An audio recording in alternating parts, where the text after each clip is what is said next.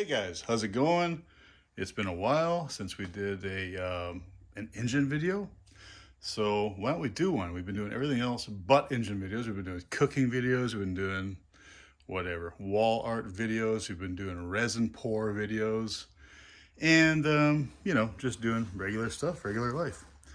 So about 3 weeks ago, maybe a month ago, I picked up this hit and miss engine, not too far from me. And picked it up from a guy I had dealt with before on some buzz coils and some other engines, and that we had chatted for quite a while. And like I say, not too far away from me, maybe an hour away. And he's basically just clearing out his kind of his inventory of old engines. I think he still has one kicking around that he really has some sentiment for. So this was the last one before that one. So anyway, this is a 1917 economy horse and a half made by the Hercules gas engine company. Hercules made a number of engines for different companies. And this one is an economy, like I say. It's a hit and miss engine. It was an igniter fired engine, which would have had a mag and an igniter. And what happens usually is the magneto goes south and they look for, or the whoever owns the engine, farmer, whoever, looks for an easy way to get it, keep it rolling and keep it in motion and keep it doing the chores around the farm. So they had converted this one over to a spark plug by the look of it. And they had, actually, you know what? They had built a homemade timer for the ignition timing, which is actually kind of ingenious. And I'm just going to take you off the stand here just to show you a few of the things going on with this engine. And as you can see, the condition looks pretty good from here. As you get closer to it, you say, oh, I don't know about that. I don't know about this. So there's a few things we're going to do today. Some things I kind of got a head start on you guys before you showed up. I was waiting for you, and here you are finally. We're going to do a couple things today to make it a little safer to run and maybe a little more reliable. And anyway, let's just get you off the stand and show you a few things. All right, there is the tag. Focus. There's a serial number. We got 550 rated RPM. Not the original muffler. It would have had a much larger ball muffler. Rocker arm has been repaired, as you can see there. So generally what happens is when somebody gets one of these engines from the wild, usually a valve may be stuck. So that's an exhaust valve. This is an intake valve. It's atmospheric, which means it just sucks in on compression and suction. So what will have happened is somebody would have turned this flywheel, which would have pushed this rocker arm. However, that exhaust valve would have been seized. This couldn't push in, so this pushed out and snapped off here. And then probably a whole lot of curse words, and then some fixing ensued. So probably half the engines that you find will have a broken rocker arm, just for that sheer reason that somebody grabbed the flywheels, gave them a spin, didn't check that the valves were free, and broke the rocker arm. Here we have a spark plug conversion, which is actually a really good conversion. They made up a nice plate, mounted it. They've got an old style spark plug. Actually looks like a really good fix for a magneto that didn't work, which they probably couldn't find parts for. So let's look a little further over. Let's look here. So what did we see here? Well, that doesn't look like a stock connecting rod. Well, in fact, it's not. It's two different connecting rods. This is not the stock this is not the stock connecting rod. It would never be that small. This may have been the correct one up here. I can't, no, it's not. The standard one would have had a groove, an oil groove here, so that oil could drip in here from the drip oiler, into a hole and then oil the wrist pin. That is definitely not the correct connecting rod. But guess what? I just happen to have another connecting rod sitting there. So we'll maybe change it over today. Do I think that that would work? Probably. It's just probably not the safest way to go. I've never run this engine before. I don't know if it was ran before with that connecting rod. I'm not really keen on taking a chance, especially when I've got a perfectly good connecting rod over there that I can use. So we'll change that out kind of live here. Well, maybe not live, but you know, I'll show you what we do. Governor, fly ball governor. I have made an adjustment here already before you guys came. I'll just show you what I had. So here's the governor pin with a spring. Two-piece deal. Some of them were one piece, I believe. This engine may have been one piece, and other ones are two-piece. And I think, yeah, anyway, two-piece. So what went on here was that pin that you see over there had so much play inside. See, that's the top of the pin. It's not focusing very good, I'm sorry guys, but that's the top of that pin, sits there. Governor pushes against it, pushes the rod there against the detent. Detent latches out, and that's what holds your exhaust open. If I just move that, just pull that out, that's where it would sit, and it holds your exhaust valve open. Anyway, so what was going on there was that rod was so badly wore that you would need both, it needed both fly ball governors to move out at exactly the same pace to be able to push it so it didn't get cocked in there. And that's what happens quite often is if you got a rod that's undersized for a bore, it'll get cocked and it won't move smoothly. So I made a new one, a new two-piece up with a much larger head, and I've changed the spring inside, and as you can see now, it moves nice and smooth. And when you're fitting something like that up, it's really important that you note the distance, the travel distance. So you would go full distance required for the detent, for the latch, which would be here. This would be the least distance. See how that moves there?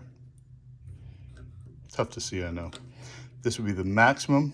So that's the maximum distance that needs to run, which means the maximum distance that the rod needs to come out would be here.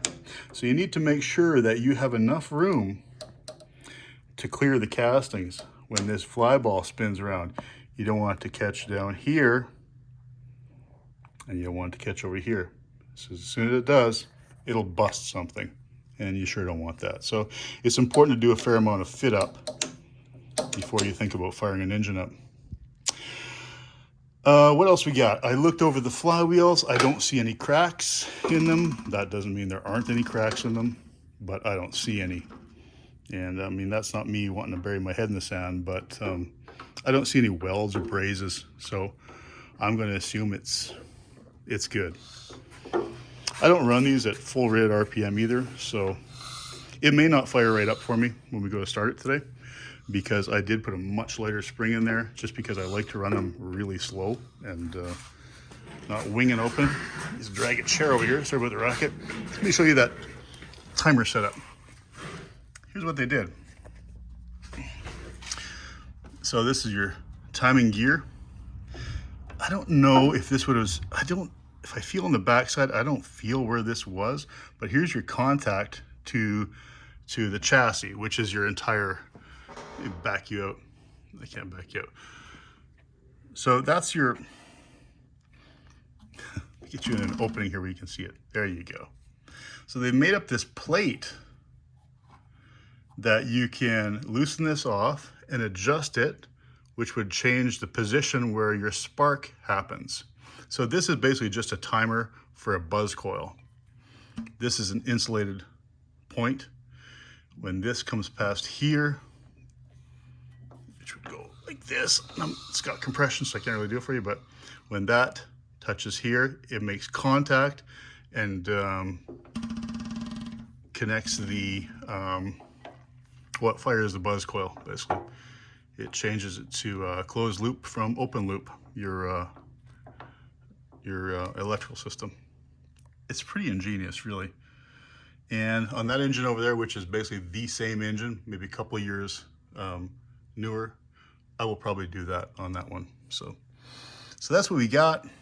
We've got that. We've got that. This fuel system had a lot of junk in it, so I've disabled it and just kind of moved it aside. I've made up a new fitting, and I have a little tank over there which we'll use. It's my little temporary tank that I use for all the engines around here, instead of keeping fuel in the tanks and then having to drain them and or forgetting to drain them and having them full of varnish. That's what I do.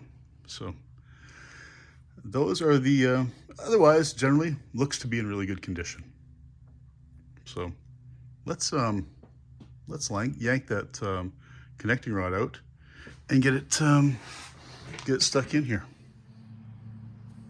All right, so let's get this fly ball governor off here first of all. It's standard, ready, tighty, lefty, loosey. So we're just gonna hold the flywheel, turn it, and we're gonna spin it off. We're gonna be careful not to drop any parts and not to get our fingers caught in anything, because it's pretty unforgiving and it doesn't care about your fingers. So we'll get this out of the way so we can get the piston out, because it'll be in the way. Let's just move that connecting rod out of the way. There you go. Like I said, it's your fly ball, it's your pin, 2-piece, goes in there. Light spring inside there, push it against there. Get that out of the way.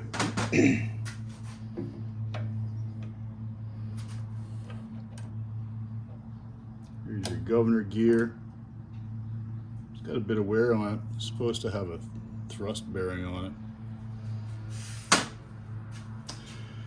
All right, 9/16 wrench. Get the bearing cap off. Rod bearing, not main. These are your mains here. See them?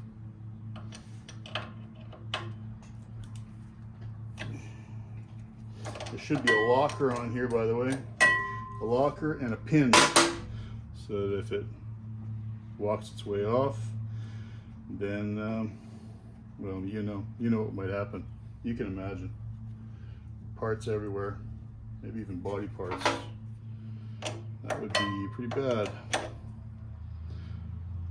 This is all in real time, as you can see. Slow, real time slow. Again, watch your fingers, don't get them pinched. There's lots of weight here, so you could easily get some. I've had fingers pinched before in these parts, and it's not the greatest. It's not the greatest feeling. You swear a lot. You kind of hold your hand in your other hand and wonder if you cut your finger off. Let's see if we can get that cap off. No bearing surface in there. Okay, so that's it. Once that's off, you just back that flywheel off. Again, watch your fingers. And now you can pull that piston out.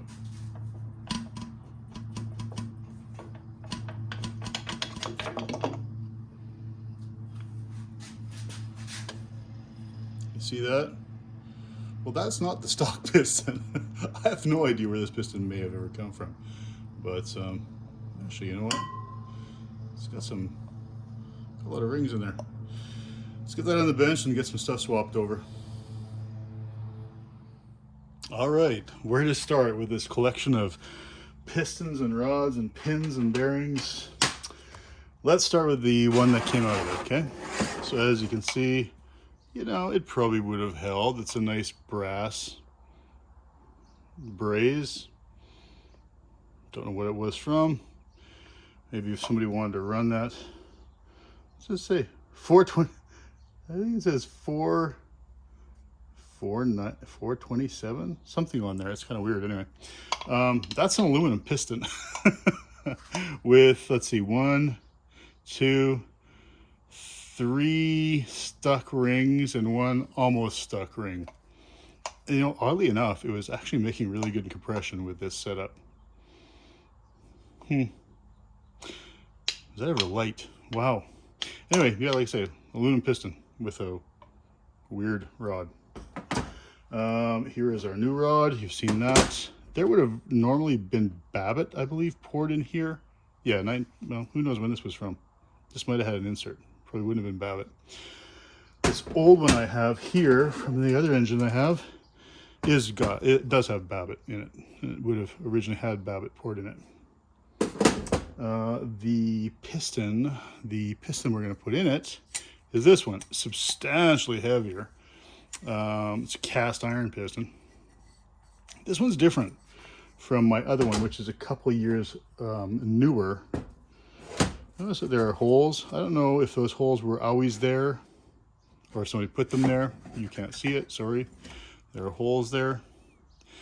They would be there because the piston would be, this would be the upright position, and the oil would have dripped down the oiler and fallen here and then dripped in just to help additional oiling inside for the wrist pin. And as well as that, you'd have this groove right here, which oil would fall into the hole and oil your wrist pin. Anyway, so we have these other bearings. These are, I don't know where, maybe somebody, these will work just fine. We'll make these fit in there and see if we have to shim them up a little bit, see how that goes. So nothing wrong with these. This will work fine. They may not be original, but they're just fine.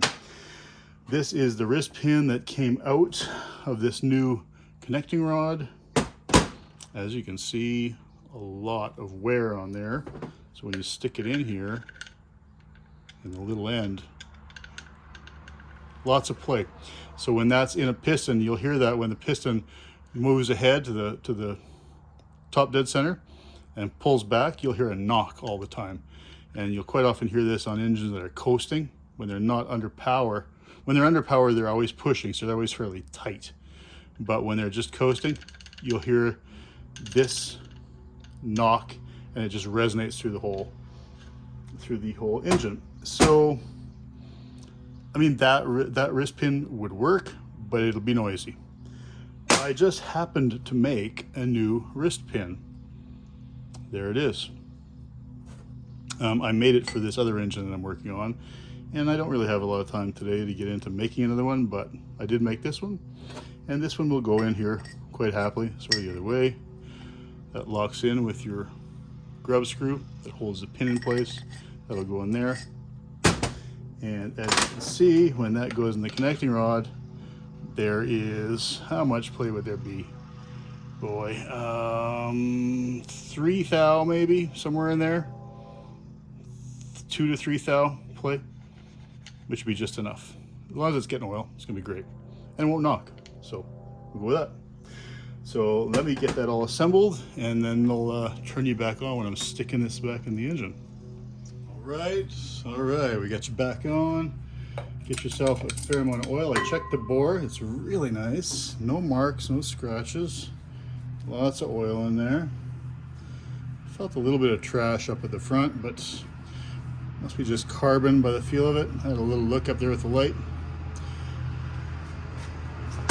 So lots of oil on the rings, on the wrist pin, and then you can go about installing it. So there is a chamfered lip. You guys can't see it, but believe me, it's there. There's a chamfered lip around the bottom of the cylinder, and that's to aid you in, help you out in getting this piston in. So you get this in, get this flywheel back here first of all, out of the way, and you get that in, kind of get it started, and you squeeze the ring. It's really greasy, really oily. Squeeze that ring and get it started in there, and there goes one. And we're going to move the rings in different spots. We just spread them a third of the way around. You can feel this one's over here on the right. I'm going to get that in there. Start that one started. Don't pinch your fingers.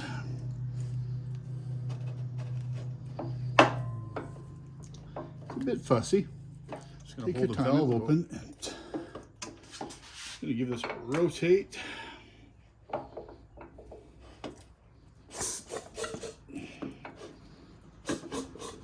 Get it up there. Give it a turn into position. There we go. And suck that back. There we go. All right. There you go. You're into position. You put your cap on. So let's get the cap on. And you guys want to watch me space out that cap so the gap is good, or you trust me? Yeah, you can trust me. You don't want to watch all this, do you?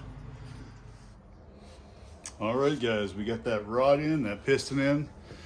And what did I find? Well, although the bore feels pretty good, no big gouges, it obviously has a lot of wear, or a combination of the bore has wear and the rings are wore out. But well, we'll maybe have to get a hold of Zach over at Flywheel Supply, see if he can send us out some more rings. I'll have to pull everything out and check the bore, measure it up, and see what we can get to fit in there. But that sort of Frankenstein piston was doing a pretty good job of sealing up that hole. Unfortunately, the stock piston rings, yeah, not such a good job. Anyway, that being said, well, listen for yourself. I mean, there's basically almost no compression there. A little bit, enough to actually drag in that intake valve. So let's not waste all the work that we've done so far. Let's see if we can get it started up, see if it'll fire.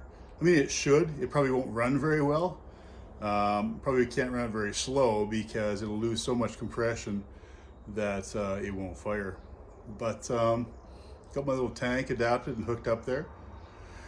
We'll drag it through, get some fuel into the cylinder, and got the buzz coil on. Well, it's not on yet, but we'll turn it on and see if we can get it to pop. All right. All right. Yeah, we got some fuel in the can. Let's drag it over a few times so we can get some fuel to drip out. That's normal procedure for starting these. Just to first open the valve. Oh, let's go half turn open. Drag some fuel up. There, it's puking all over the place. Which is more than enough. We will turn on the buzz coil. Let's see, I got a cable here somewhere. There we go. Get that grounded to the chassis. See, I like these kind of videos, right? Where it may or may not start. The ones where the engines are already running, well, that kind of takes the fun out. And yeah, I think we're ready. Takes the fun out. You don't get to see the guy fail or the engine not start or misfire. Because, you know, like I said, there's no promises here that this is going to start. It may not start or run. Keep in mind, I adjusted the governor already and I haven't tested it, so we'll leave it in the position it's in. Maybe it'll run, maybe it won't. But it definitely doesn't have so much compression that it can't overcome the compression cycle.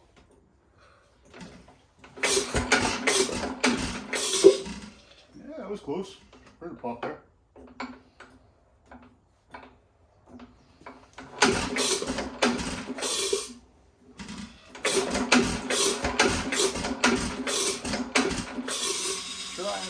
It's trying. So not much pop there, but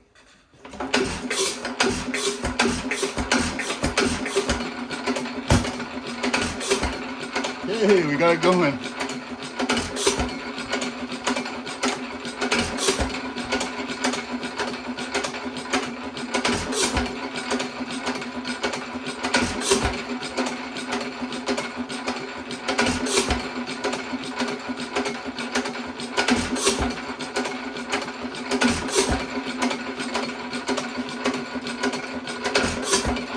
We'll leave it just chuffing away there.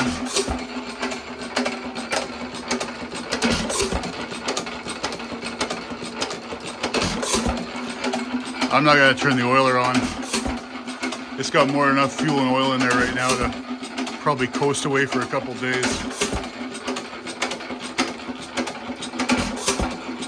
We can try to lean it a bit.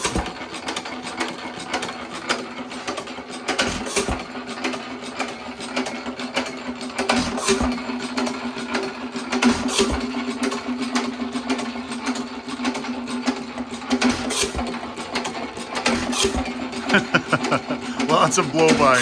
Look at it all coming out the back of the piston. As much coming out the back of the piston as there is coming out the exhaust. But I mean, it just goes to show. Just goes to show how little compression actually you can have an engine run on. They don't need a ton. A really tight engine, if you have a compression gauge, you can usually get them about 50, maybe 50 PSI. That would be a really tight engine. This one, I'm gonna guess 15 to 20 PSI, maybe.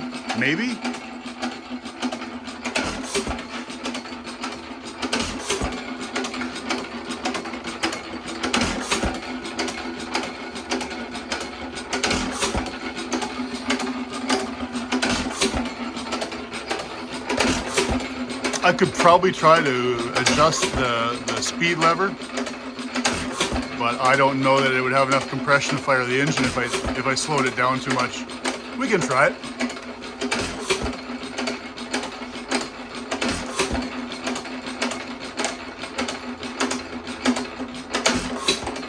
Oh, barely enough. Yeah, it's not too happy.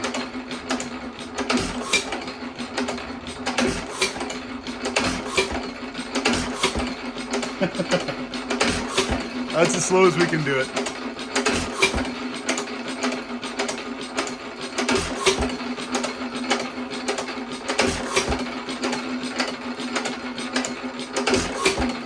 As you can see, I use that little temporary tank, and you can probably see I got a check valve on there.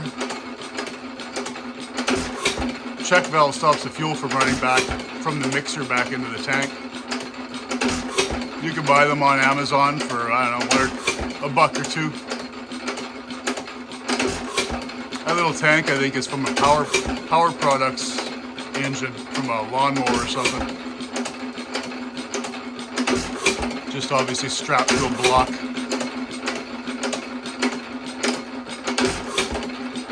Like I said, I don't like to fill the tanks with fuel.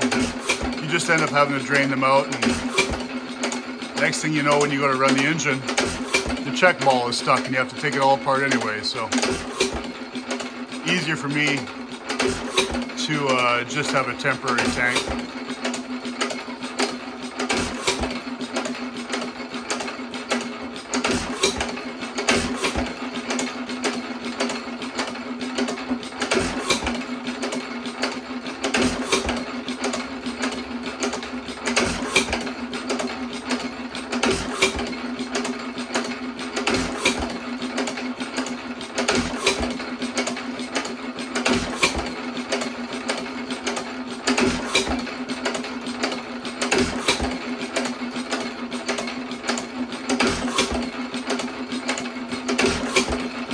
All right, you guys seen enough?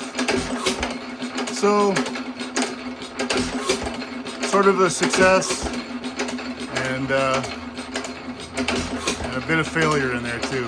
But that's what you get when you get these 100-year-old plus engines. All right, guys, time to sign off.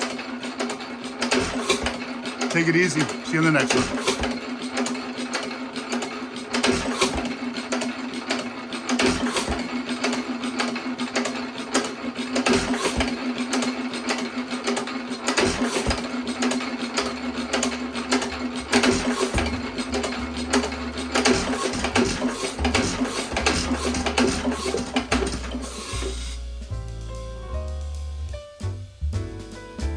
Hey guys, how's it going?